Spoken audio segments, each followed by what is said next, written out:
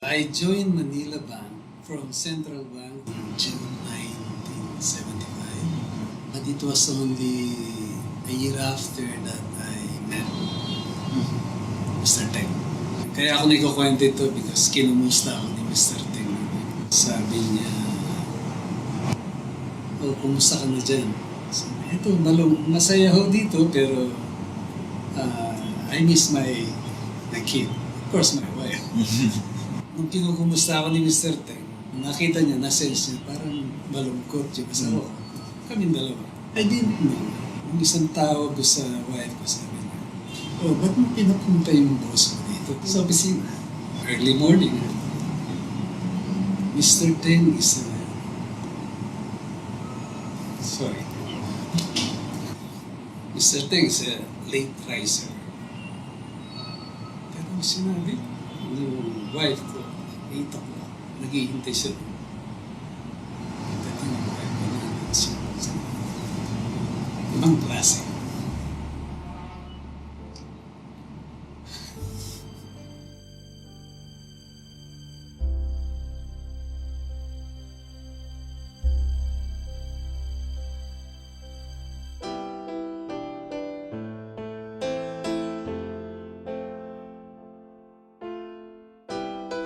And almost perfect, I believe, because you don't have to ask for rewards. He gives it freely. Promotions, salary increases, sometimes even in unexpected moments.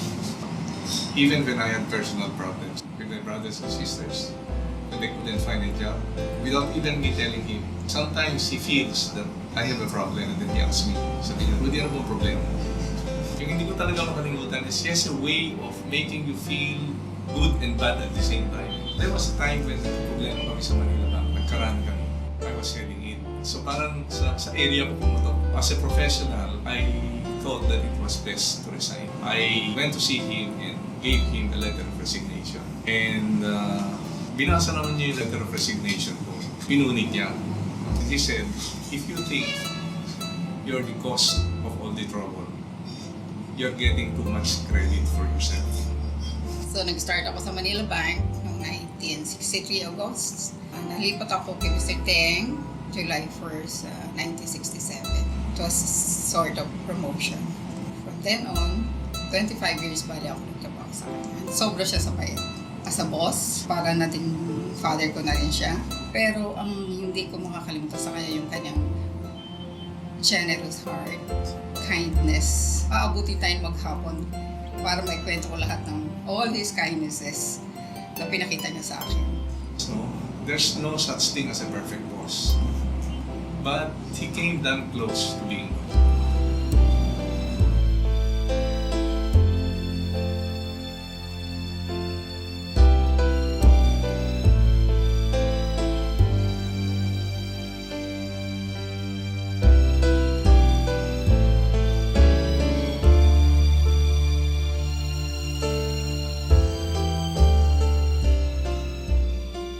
My relationship with Dad was a bit short-lived since I was only 11 when he passed away. But in that short amount of time, he was able to show me what it means to be a good father. Yes. Tsaka ano siya, work then home. Work home. He didn't go to the parties. So, you'd see him work hard, but then he'd come home very tired. Pahinga na lang. He preferred to spend his time with his family. It was treasured that he would spend time with us. Walang no quality time, quantity. It just, you knew he would be there. May nagkaroon ng time halos every night. Kinakalaro niya kami ng basketball. Tapos kami ni kuya ko, kami parati magkakampi. Tapos kalaban namin siya. So, papatalo din siya, pero hindi, mananalo. Para laro tayo 7 games. So paabutin niya parati ng game 7. Papanalunan niya na yung game 7. Yun, doon ako natuto mag-basketball, natuto ako mag-swimming. Tapos napag-isipan ko rin na parang, dami rin ako natutunan sa basketball eh.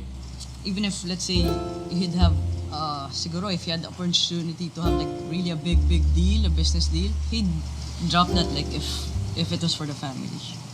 It's more of how he lived his life. Once, he overheard me saying, actually I was saying, I heard this today in school. It's better to cheat than to repeat. But he thought that's what I was saying. Sobra siyang nagalit doon. Parang sinigawan niya kami noon na maling-mali yun, wag namin gawin yun. And then we're like, no, it's not what we do. We just heard it. But parang he kept on reiterating na mali yun. Marami siyang tinulungan na hindi naman necessarily magaling na businessman or parang kilalang politiko, di ba?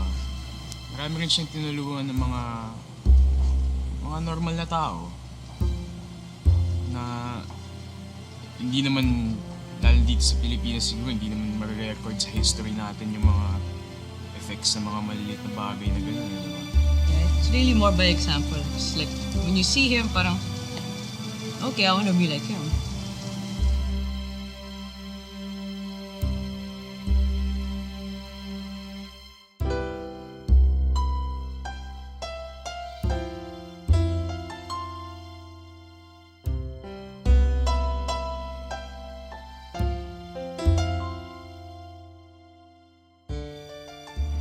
Sitting. I knew him since he was like this now. And I was already one of the eldest Puyat. Because he belonged to the third generation. Kami, third generation. Pagka kami lumalabas, minum ko ng konti, alam mo na, mga date-date dyan. Ako kasama niya. Si Baby, it all started, I think, when nagiging medyo popular na yung ating bowling. We had tournaments in a particular bowlodrome. And si Baby, madre ko yan. Baby Balboa.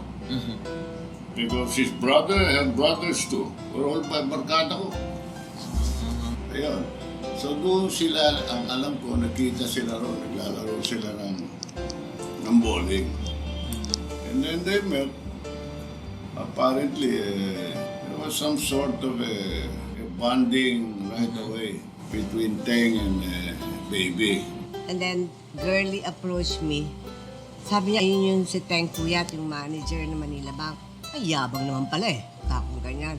Sabi naman pala niya dun sa isang kaibigan niya, so, yan yung Baby Balboa? Sabi niya, medyo mayabang din, ano ha? Nung nag-meet kami, ay sabi niya sa akin, so, you're Baby Balboa? Yeah, why? Kakong ganyan. Nothing, sabi niya ganyan, can I invite you and your friends to dinner after the bowling? Sure, with my all the teammates. Yes, sabi niya ganon. Okay. So, every time na may bowling, we go out after dinner. Ganon lagi. Hanggang after a while, nagiging regular na. Hanggang nung nagkandidato na ang daddy na naman, so he went to Ilocos to campaign. Nawala siya ng a few days. Pagbalik niya, sabi niya ganyan, pwede ba lumabas tayo lang? Sino tayo? Tayong dalawa. Ay, hindi pwede, magagat mama ko. Nung bandang huli, bumibisita na siya sa bahay. Wow, it was very fast.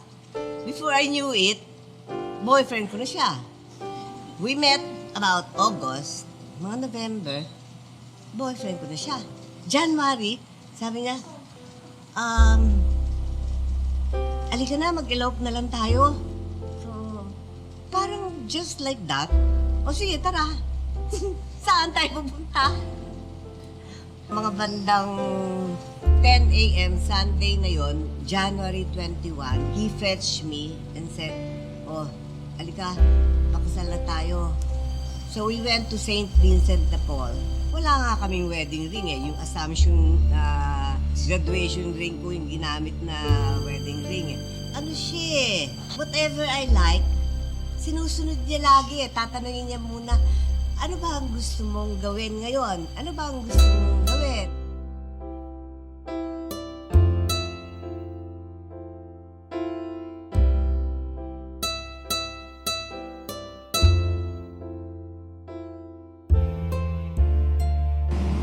I would say that whenever I think of him, I always smile. I can't forget him. Hindi ko makakalimutan sa kanya yung kanyang generous heart. generous to effort. Kung yan may nakitang medyo naghihirap yung pisan o kaibigan, hindi mo naman masisiguro yung mga kaibigan mo nakadikit sa'yo kung talagang tapat sa'yo o hindi. Pero kung mo nga malaki ang puso, tutulong at tutulong. Kasi ang impact niya sa buhay natin, not only the physical, financial, emotional, kasama spiritual na tao. Doon ko nakita, very pious. If he has a problem, he'll pray the rosary. But if something good goes his way, he'll pray the rosary again. He was different. I cannot imagine the old man taking advantage of others. It's rare, no, nowadays to have people like this. Missionary yan. He's ahead of his time. He would say that his great-grandfather told him that whatever money you invest should return to the Philippines. Hindi lang yung talino but yung genuine kindness. Alam siya, channel ng blessings na binibigay niya rin sa mga ibang tao. He really believed that business was a force for good. In a way, God's time kinuha na siya. Iba ang panahon niya. I don't think he could have lived in this era. Kasi one thing, very honest. He was a decent man, I would call him a teacher. a good father. He was my rock. He had the intellect but he also had a good heart. As long as he was there, I knew everything would be fine. A perfect husband, I think. At that stage of his life, ang dami niya nang naisip na pwedeng makatulong sa nakakarami, no? Yung balik dun sa question na kung may sabihin ako sa kanya, thank you and I love you. And siguro dati, syempre, I guess natural human reaction na questionin mo, di ba? Bakit nangyari to? Bakit ka namatay naman? Pero ngayon naman siguro hindi naman. Bakit ko pa questionin yung mga mas malaking bagay sa atin? So, okay na lang. Medyo naiintindihan ko na, I guess. Sabihin ko sa I missed you. I miss you like crazy. Well, my message is simple. Una, salamat for the life that you've given to the family, to our family, for everything that you've allowed us to enjoy. And I hope that you can continue to guide us, and rest assured we'll have those conversations, in due time. So that's it. My brother Dave used to say, he's so great. Sabi niya, we can only be... he say, we can never be him.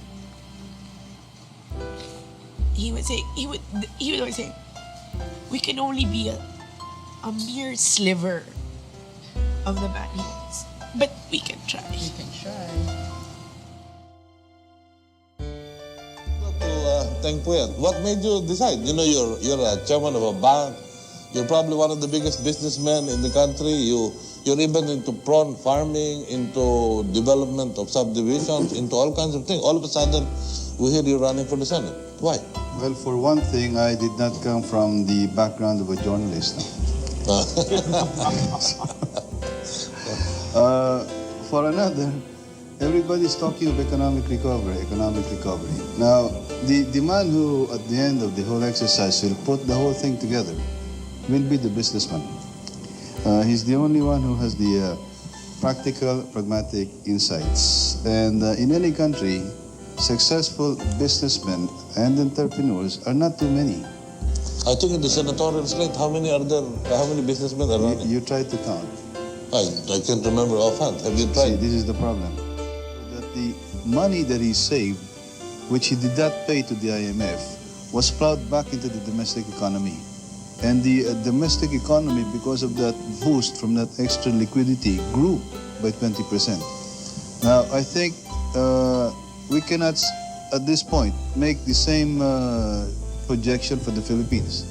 But at least the conditions for the renewal of our loans should be comparable to the terms and conditions that the IMF itself has given to countries like Brazil, Argentina.